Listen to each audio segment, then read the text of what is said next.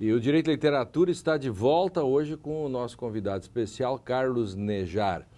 Eu tinha feito uma pergunta no bloco anterior, Carlos, que é essa migração, tanta gente de séculos para cá migraram do direito para a literatura, ou fizeram as duas coisas ao mesmo tempo.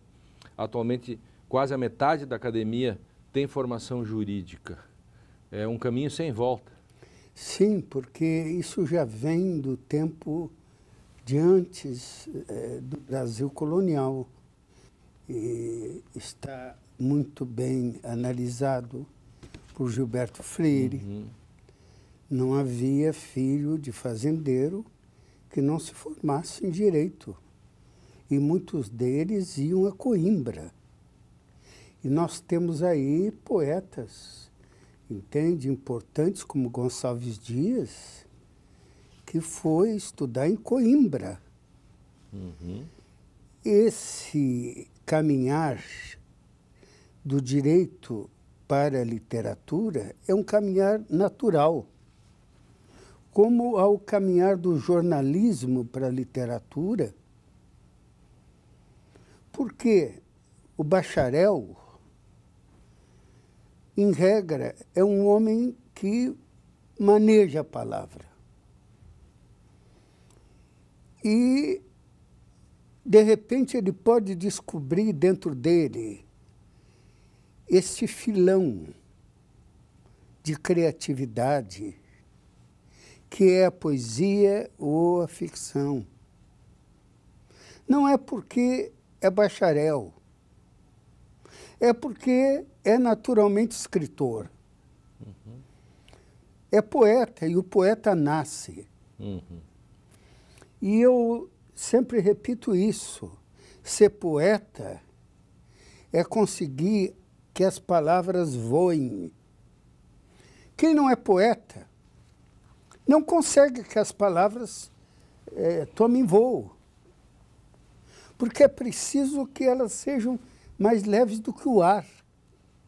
E só torna mais leve do que o ar aquilo que pertence à imaginação, aquilo que é mágico. Nós podemos imaginar tudo. No momento que se imagina, as coisas nascem.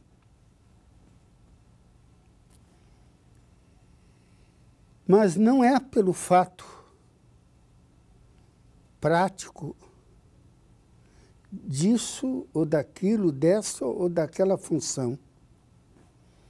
É porque quem inventa sabe que também é inventado. E essa inventação está dentro da palavra, não está fora. O Fernando Pessoa, o universo não é uma ideia minha, é a minha ideia do universo que é uma ideia minha. E ele tem uma outra frase que diz: ser poeta não é ambição minha, é minha maneira de estar sozinho. Mas eu até uso essa expressão de Fernando Pessoa para dizer que, para mim, ser poeta é a minha maneira de estar com todos. Não sozinho, mas com não todos. Não sozinho, porque a palavra é coletiva. Quando eu trabalho a linguagem, eu entro dentro da consciência da espécie, da consciência das gerações. A palavra nunca é sozinha. A palavra sempre é de todos. Justo. E quando se escreve, mesmo que seja um ato solitário, de repente, torna-se um ato coletivo. Porque tudo aquilo que nós vivemos, as gerações anteriores, a influência delas, a cultura, o que nós sofremos, o que nós amamos, tudo entra dentro da palavra. E aí, Carlos, tu me me dás um grande gancho. Eu faço as minhas pequenas incursões, né? Eu penso que quando a gente nasce em cima de um colchão de palavras, enfim, porque esta mistura de palavras, ela é um modo de acolchoar o mundo, né? Senão nós espatifaríamos contra as coisas. E o escritor, talvez mais do que ninguém, tem consciência do poder da palavra. Isso está presente em todo momento da tua fala. Eu me permito aqui, eu como um adepto da hermenêutica, né? Heidegger tem seus poemas também. Heidegger diz assim: a linguagem é a casa do ser, nessa casa mora o homem, os poetas e os pensadores são os vigilantes dessa morada. De Dichter, né? Os poetas, né? De Denken, e os pensadores são os vigilantes da morada do ser. Fala um pouco para nós sobre a tua relação com a palavra, assim, com a linguagem. Eu primeiro, Lênin, eu quero falar, tu mencionaste Heidegger, ele é muito mencionado. Mas esta frase vem de Hölderlin. De Hölderlin, é isto. Tá? Porque, como filósofo, ele foi importante, Heidegger. O Hölderlin era o poeta preferido do Heidegger. Sim, né? exatamente. Tá? Ele tem textos belos, como, por exemplo, O Caminho do Campo. Sim. Mas também ele tem um lado sinistro, que foi a ligação com o nazismo. Isso. Não é? Então, há por detrás de Heidegger toda uma teoria de autoritarismo intelectual. Mas, em relação a Hölderlin, só existe o milagre de um poeta que amou a poesia até a loucura. Ou a loucura nele que amou a poesia. Porque a poesia não deixa de ser uma forma saudável de loucura. O Hölderlin foi contemporâneo de Hegel, né? E eu conheço a torre, o castelinho, em que ele passou os dias reclusos e na sua loucura e nas suas coisas lá na Alemanha. E é interessante que dois gênios, Hölderlin e Goethe, não tinham grande relação de admiração. Goethe ignorava Hölderlin. E ambos eram poetas espantosos. Porque é difícil, Goethe, né? Só para completar o pensamento, porque é difícil a aceitação da genialidade dos contemporâneos. Ah, claro. E eles eram contemporâneos. E eles eram contemporâneos. Isso. Não é? Porque, na verdade, nós criamos também os nossos contemporâneos. Muitas vezes, nós não escrevemos para agora. Nós escrevemos para o momento em que vão nos descobrir. Ou vão se descobrir em nós. Porque, se não há essa descoberta, não há plenitude do mistério poético. Então,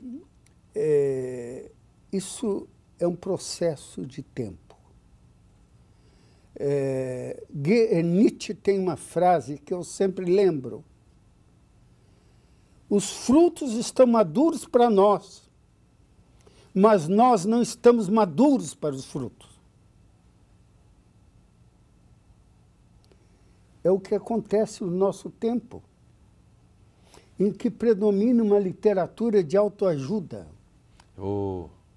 Isso no direito, então, virou quase uma praga, porque no direito isso tem outro nome, que é uma cultura estandartizada, prêt-à-porter, prêt-à-penser, prêt-à-parler, vem tudo pronto para o direito. Quer dizer, isso se infiltrou por todos os poros da sociedade. É a arte de vender, fácil. Fácil, né? Fácil.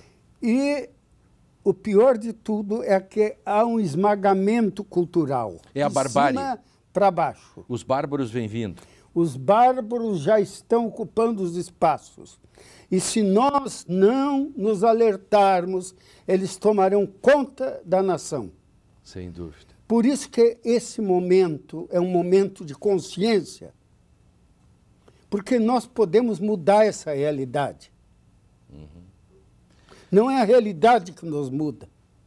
Não é um pequeno grupo que vai nos mudar. Se o pequeno grupo tenta nos mudar, é porque nós aceitamos isso. Há uma hierarquia de valores que não morre. E a condição humana subsiste apesar das calamidades, apesar da barbárie, apesar do avanço da ignorância. E eu queria não terminar esse bloco sem chamar a atenção, porque eu tenho certeza que é da tua predileção, Goethe. Falasse antes. Goethe dizia, não queria encerrar o bloco sem que tu falasse um pouco. Goethe tem um verso que diz: o meu campo é o tempo. O que o aproxima de Drummond, que também fala do tempo de homens partidos. Nós não fugimos do tempo, mas nós podemos inventar o nosso tempo. E quem inventa o tempo é a linguagem, é a palavra. No princípio era o verbo. Porque no princípio é o verbo e continua sendo. Para sempre. Para sempre. A eternidade também é o verbo. Claro. E nós não fugimos da eternidade. E ser é um verbo. E o ser é um verbo. Isto. Então, nós não podemos nos omitir nesta hora. Por isso que eu pedi para falar em Goethe como uma espécie de fechamento desse bloco, como uma vacina e uma antítese contra a barbárie. Nada melhor fechar com Goethe como uma espécie de fechamento contra a barbárie, porque senão a barbárie pode tentar nos perseguir para o próximo bloco. Nós vamos agora para um rápido intervalo e logo voltaremos para fazer o último bloco deste interessantíssimo e agradável, dessa charla com Carlos Nejar.